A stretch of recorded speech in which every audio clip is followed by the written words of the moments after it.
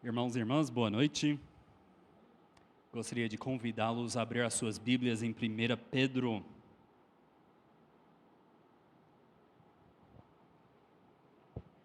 1 Pedro capítulo 1.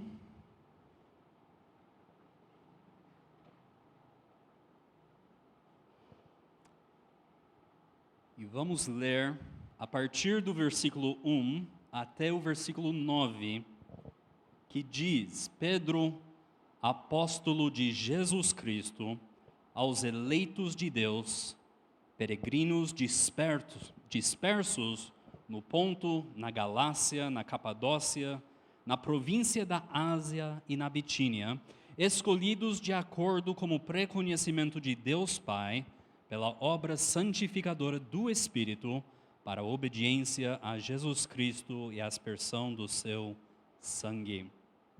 Versículo 3. Bendito seja o Deus e Pai de nosso Senhor Jesus Cristo, conforme a sua grande misericórdia, Ele nos regenerou para uma esperança viva por meio da ressurreição de Jesus Cristo dentre os mortos, para uma herança que jamais poderá perecer, macular-se ou perder o seu valor, herança guardada nos céus para vocês que, mediante a fé, são protegidos pelo poder de Deus, até a chegar à salvação, prestes a ser revelada no último tempo. Nisso vocês exultam, ainda que agora, por um pouco de tempo, devam ser entristecidos por todo tipo de provação. Assim acontece para que fique comprovado que a fé que vocês têm, muito mais valiosa do que o ouro que perece, mesmo que refinado pelo fogo, é genuína e resultará em louvor, glória e honra quando Jesus Cristo for revelado. Mesmo não o tendo visto, vocês o amam e, apesar de não o verem agora, creem nele e exultam com alegria indizível e gloriosa, pois vocês estão alcançando o alvo da sua fé, a salvação das suas almas. Vamos ter uma palavra de oração. Oremos. Senhor Deus e Pai, que realmente coloca a sua palavra dentro do nosso coração, que produzimos frutos ao agrado de Ti, que podemos ser sal e luz para o mundo ao nosso redor, Senhor, começando a transformação aqui hoje à noite. Eleva os nossos olhos para ver Cristo, a olhar para as coisas que são do céu e não as coisas aqui deste mundo. Em nome de Cristo que oramos. Amém. A última vez que estávamos juntos em 1 Pedro, 2 meses atrás, estávamos falando sobre alegria. Nós vimos aqui em 1 Pedro capítulo 1, que Pedro começa a desenvolver um tema importante. Versículo 5 ele fala, salvação prestes a ser revelada no último tempo. Versículo 9 ele repete, a salvação das suas almas. E versículo 10 ele fala a respeito dessa salvação que os profetas falaram. Então, não precisa ser PhD em teologia para entender que ele está falando acerca da salvação. Em paralelo com isso, ele começa a desenvolver, dos versículos 5 a 10, outro tema. Versículo 6, ele fala, nisso vocês exultam. Versículo 7, resultará em louvor quando Jesus Cristo for revelado. Em versículo 8, ele fala, creem nele, em Cristo, e exultam com alegria indizível e gloriosa. Então, salvação e alegria, Pedro está escrevendo para um povo perseguido, sofrendo tribulação, e está falando acerca da salvação e alegria. E nós concluímos 2 meses atrás, simplesmente a ideia sugerimos que Pedro tem em mente aqui a importância de entender que a salvação e a alegria dessa salvação é algo que esses cristãos tribulados e perseguidos podem se apegar. Para Pedro, alegria não é uma coisa rasa, não é uma coisa breve, é algo profundo, que nasce da salvação dos pecadores pela obra de Deus através de Cristo, com o trabalho do Espírito Santo, que produz essa alegria. Essa alegria não é coisa barata. Cristo deu a sua vida para que nós pudéssemos ter a alegria da comunhão com Deus. E essa alegria está baseado em cima da verdade que as nossas vidas estão escondidos em Cristo. É interessante você pensar sobre essa frase, em Cristo. Era a frase preferida do apóstolo Paulo. Eu acho que vocês lembram, nos anos 1970, aquele filme O Poderoso Chefão. Você pergunta, qual que é o tema desse filme? E todo mundo responde, a máfia, óbvio. Mas em sequer lugar nesse filme, aparece a palavra máfia. Todo mundo sabe do que ele está falando, mas não porque o filme fala isso. É a mesma coisa com Paulo, quando ele está falando acerca da salvação, normalmente ele substitui a palavra em Cristo. A sua nova identidade em Cristo. Tudo que nós temos em Cristo. Se você quer desenvolver um estudo bíblico em cima deste em Cristo e entender o que acontece à sua vida em Cristo, você chega ao ponto que Paulo chega e Pedro também nos direciona hoje à noite. Terminamos com a pergunta, onde eu posso olhar? O que eu preciso entender para reencontrar ou redescobrir a minha alegria? E Pedro, nesses versículos 6 a 9, ele nos dá 5 respostas.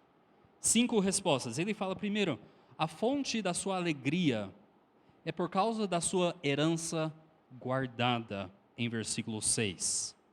Versículo 7 ele fala, a fonte da sua alegria vem porque você tem fé provado. Versículo 7.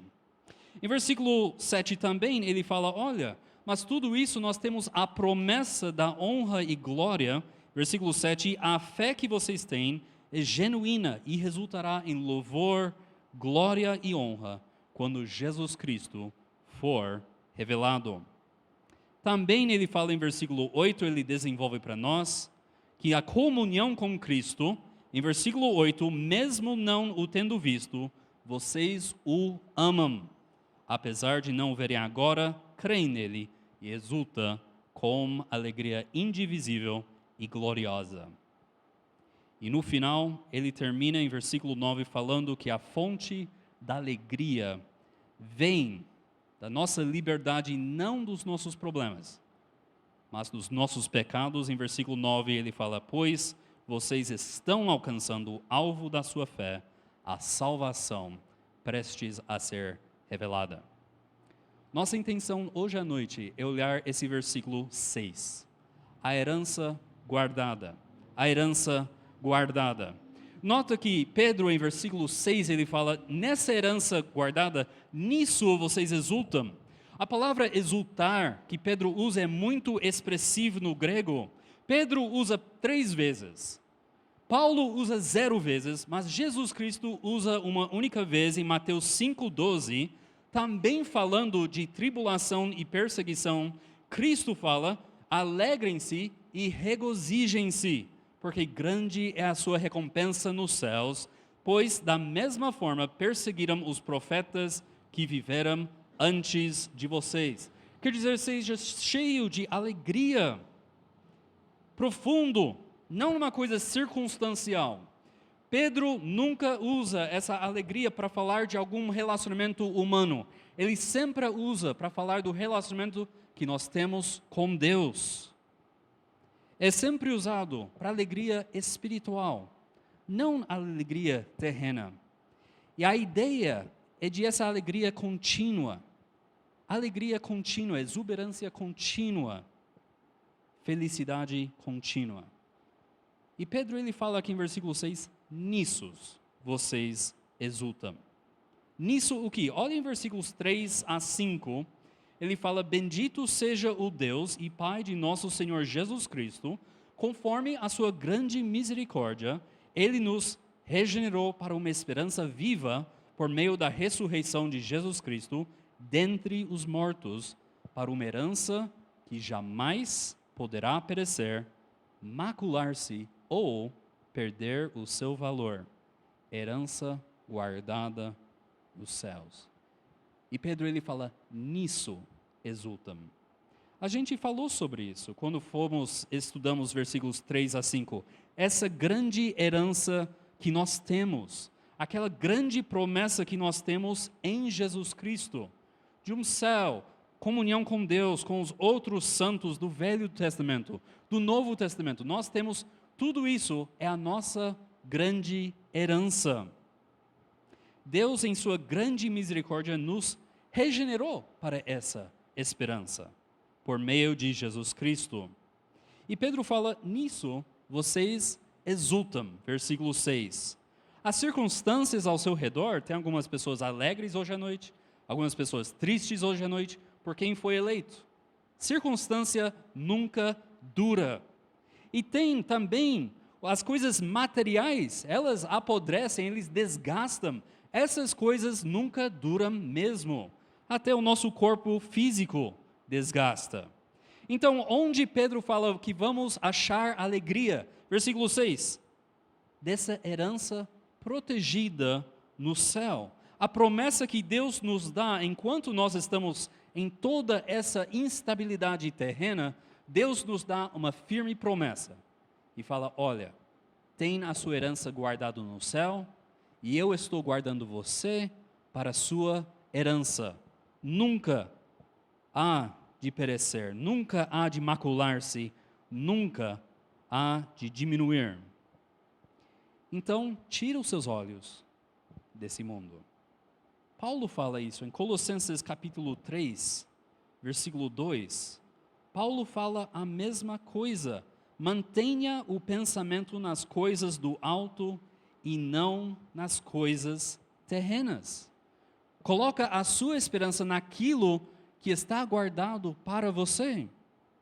E teve um momento na história, se quiser abrir em João 16, que essa alegria parecia alguma coisa efêmera, alguma coisa sem substância.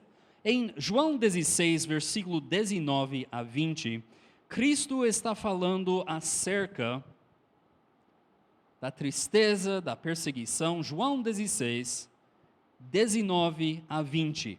Mais um pouco, Cristo diz, e não me verei. Um pouco mais e verão de novo. Digo-lhes que certamente vocês chorarão e se lamentarão, mas o mundo se alegrará. Inversão de valores. Cristão chorando, o mundo regozijando. Por quê? Cristo está falando porque eu estarei morto.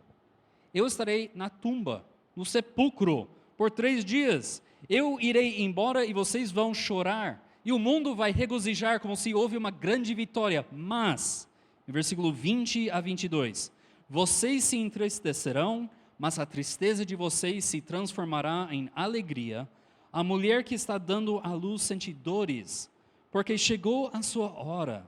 Mas quando o bebê nasce, ela esquece a angústia por causa da alegria de ter vindo ao mundo um menino.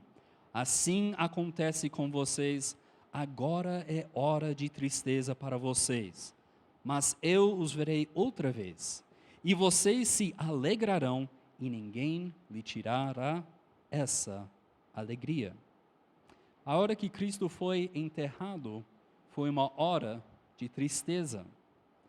É tudo bem e bonito Cristo falar, olha, eu vou preparar lugar, quando estiver tempo eu volto, em João 14. Mas o que você faz com essa promessa quando o Messias está no sepulcro? A promessa parece que não tem valor quando aquele que deu a promessa acabou de ser crucificado.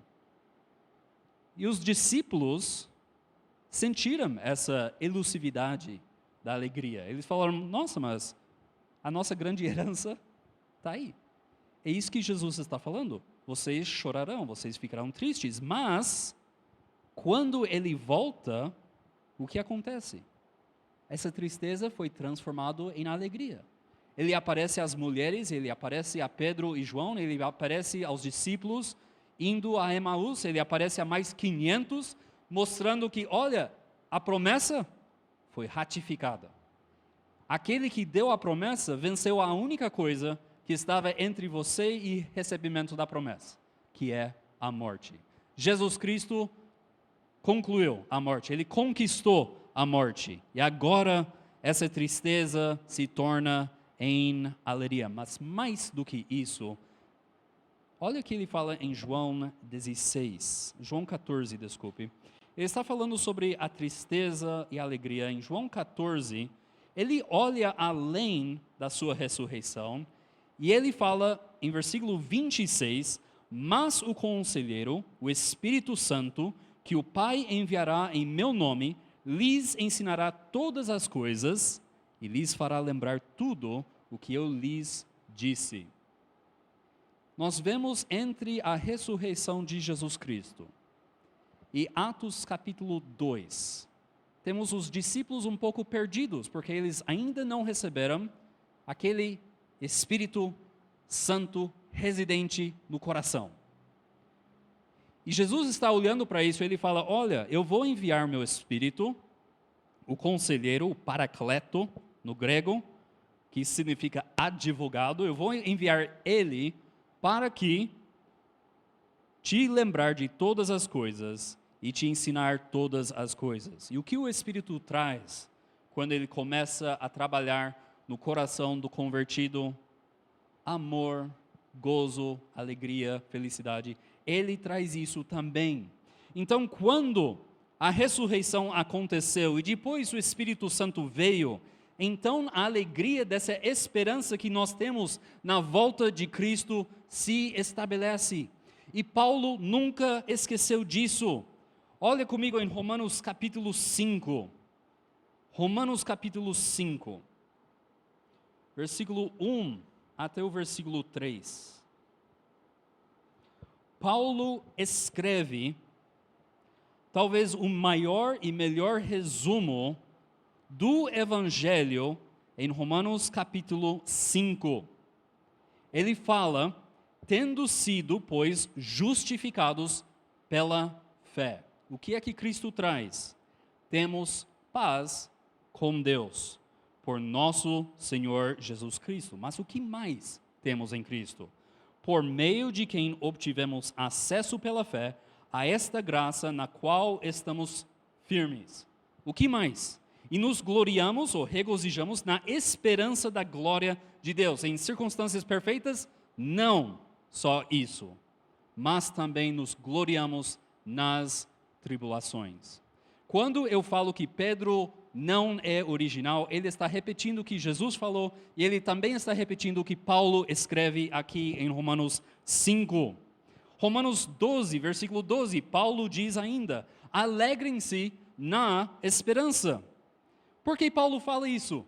Porque a esperança dele foi concretizada com a ressurreição de Jesus Cristo, com o envio do Espírito Santo e também a garantia dessa herança. Você vê que Paulo, ele nunca abre mão dessa esperança que ele não teve no judaísmo. Em Efésios capítulo 1, ele volta a falar da mesma coisa.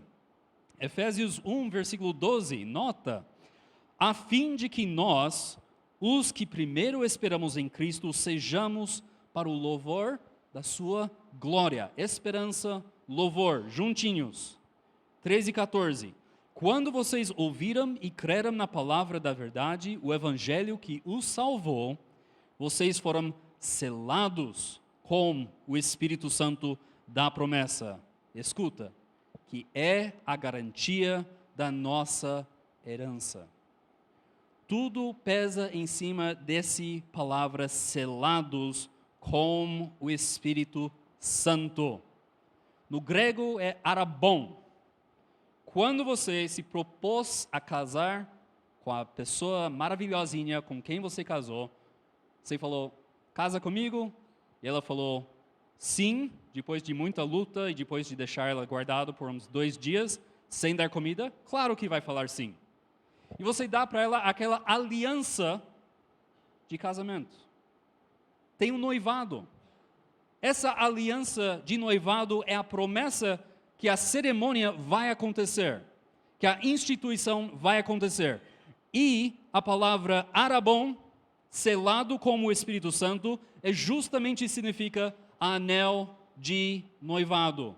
O Espírito Santo foi dado como anel de noivado. E você fala, mas que é isso, gente? Que casamento é esse? Apocalipse, capítulo 19. Grande casamento do Cordeiro. Os convites já foram dados em Apocalipse 22. Escuta, o Espírito e a noiva dizem, vem. E todo aquele que ouvir, diga, vem. Quem tiver sede, venha. E quem quiser, beba de graça da água da vida. Esse grande casamento está, nos fins dos tempos, irá acontecer. Qual foi a garantia disso? O Espírito Santo foi dado como esse anel, aliança de noivado. Fala aqui, vocês foram selados como o Espírito Santo da promessa, que é a garantia da sua herança. Quando você casa, para bem ou para mal, em conjunto de bens, você tem tudo que a outra pessoa tem, para bem ou para mal.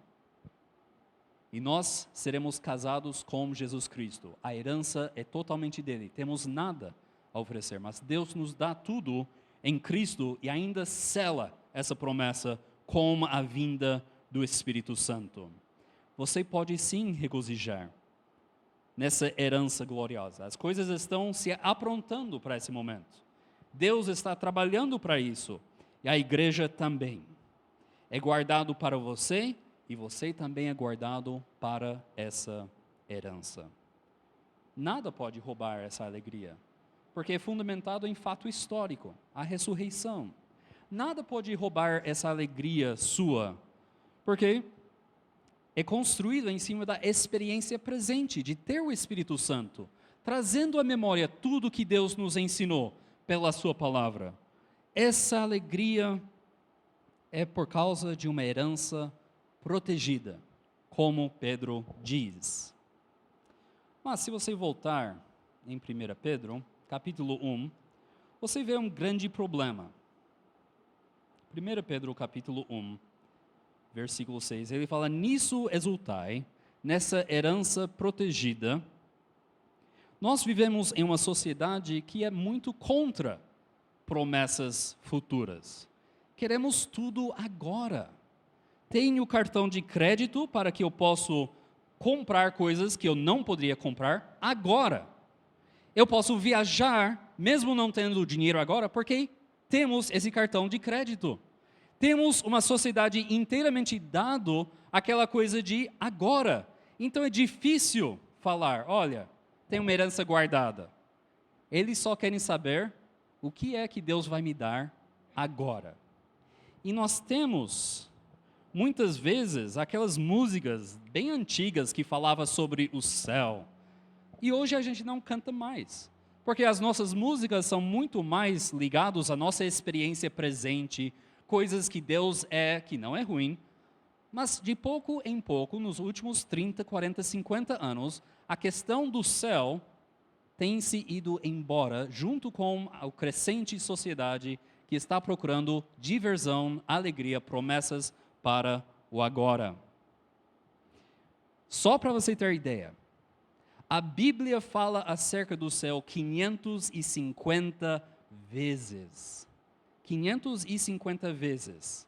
É um dos 5 tópicos comentados na palavra de Deus.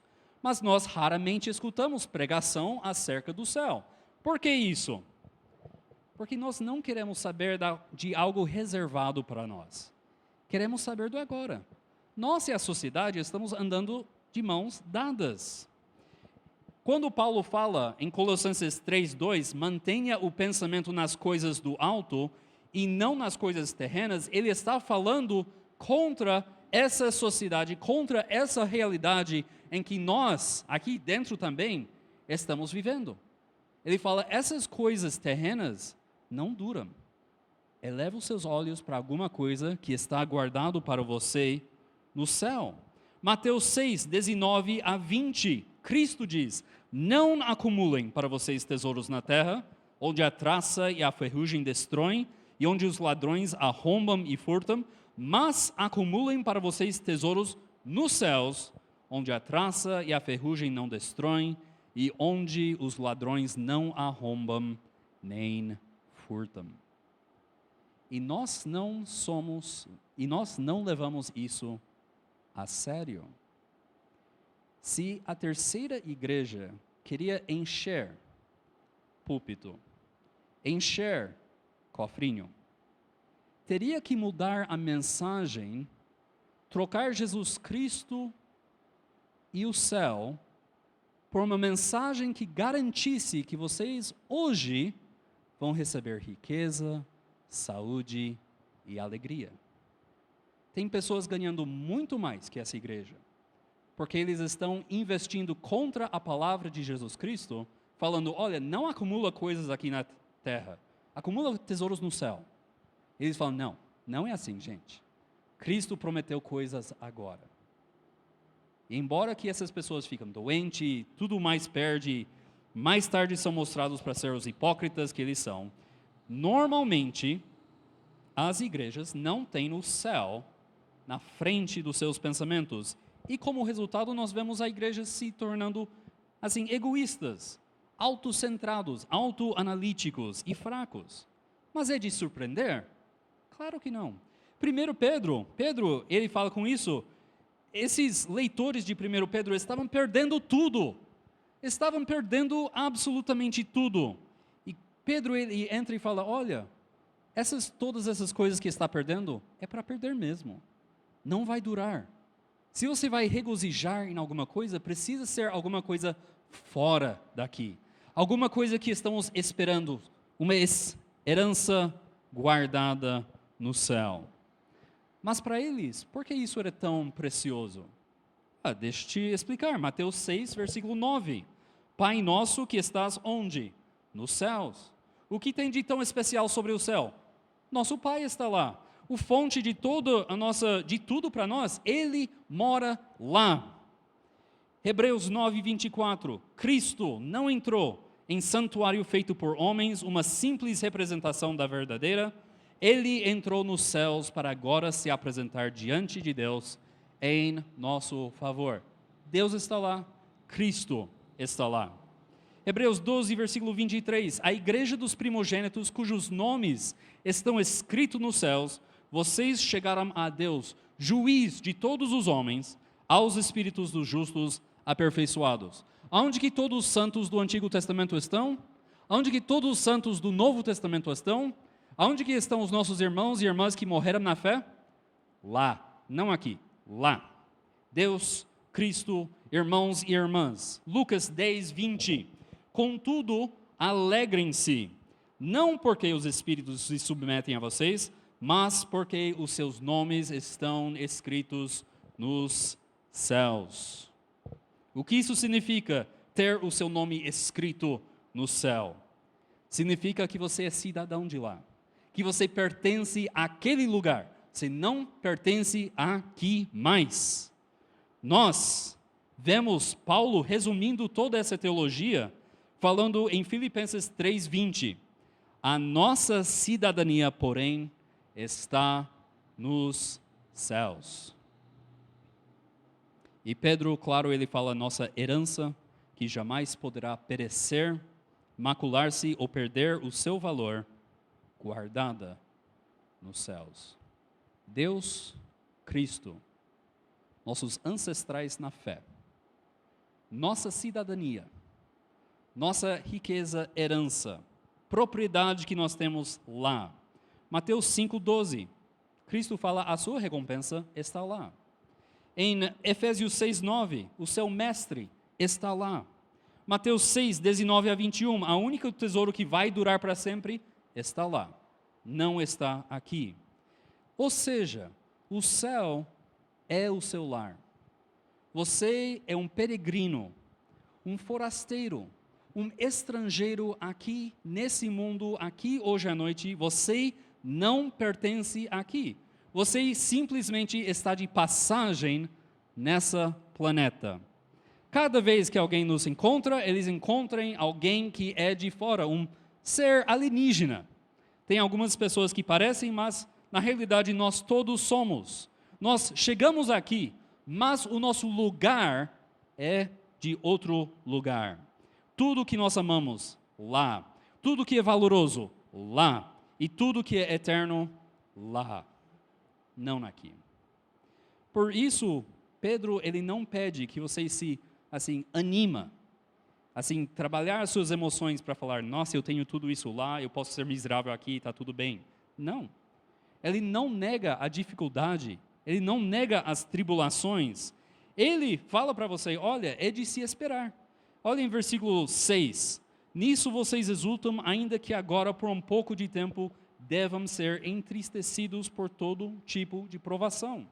É a realidade, ele nunca nega a realidade do sofrimento. E a gente fala para isso outro mês. Mas Pedro está falando, olha, decide onde você vai olhar. Você pode fitar os olhos aqui neste mundo, onde tudo está indo bem ou ruim, conforme a sua opinião. Mas você precisa olhar para mais longe, para a sua herança guardada, para a sua herança eterna guardada. E em conclusão, mais ou menos 350 anos depois que foi escrito 1 Pedro, a Roma estava em queda livre, decadência, foi invadido, foi saqueado. E Roma era o centro religioso, cultural e tudo isso, e todo mundo estava falando, nossa, nós iramos os deuses e agora estamos sofrendo, então precisamos voltar às religiões antigas, aos deuses romanos e tudo isso. Alguns cristãos, eles falam, nós vamos abandonar Roma, e eles foram morar nas cavernas, os pais do deserto, na literatura patrística. Mas um deles, um velhinho a esse ano, ele sentou e ele viu Roma sendo saqueado, e ele escreveu um livro, mais ou menos 900 páginas. Lógico, não tinha Twitter naquele tempo, mas 900 páginas acerca dessa realidade. E ele escreveu, ele falou, olha, as areias da mudança estão tomando conta do mármore de Roma. Tudo as nossas esperanças estão sendo destruídas, todas as nossas aspirações não estão sendo cumpridas. Todo mundo, sim, é miserável e sentindo essa culpa existencial e alimentando as suas cabeças com as suas promessas quebradas. Sim, isso é uma realidade. E ele escreve, mas olha, precisamos olhar não para Roma, que está decadente, saqueado. Precisamos olhar para a cidade de Deus, onde nada pode ser saqueado, onde as pessoas são transformadas para morar lá. E Agostinho, ele escreveu esse livro, A Cidade de Deus, justamente falando sobre a esperança, antecipando a vinda da cidade de Deus, a nova Jerusalém. Ele fala acerca dessa alegria de antecipação. Quando chega perto as suas férias aqui no fim do ano, você começa a antecipar isso. E você tira suas férias todo alegre. E depois de 3 dias você se pergunta, por que estou gastando tanto dinheiro numa praia onde chove todo dia? E você tem essa antecipação quando você compra um novo carro. E depois alguém bate no estacionamento do HR. E você entra em um processo de luto que o seu carro novo foi batido. Médico também não sabia estacionar carro. Mas, além disso, nós temos novos relacionamentos e temos antecipação acerca disso. E depois de um pouco, aprendemos que aquela pessoa é pecador também. Toda essa alegria de antecipação. Será que é errado esperar alguma coisa? Ou será que o nosso foco tem sido errado? Investindo essa antecipação em coisas que não vão durar. Mas a ideia de Agostinho não era original também. Ele roubou de Pedro. Terminando em versículos 5 e 6, Pedro disse primeiro e Pedro disse melhor, herança guardada nos céus, olha para lá, que vocês, mediante a fé, são protegidos pelo poder de Deus, até a chegar a salvação prestes a ser revelado no último tempo. Nisso vocês exultam, ainda que agora, por um pouco de tempo, devam ser entristecidos por todo tipo de provação. Aonde você vai olhar para a sua alegria? Aqui? Ou as coisas onde Pedro fala, sua herança guardada? Vamos ficar em pé e vamos ter uma palavra de oração.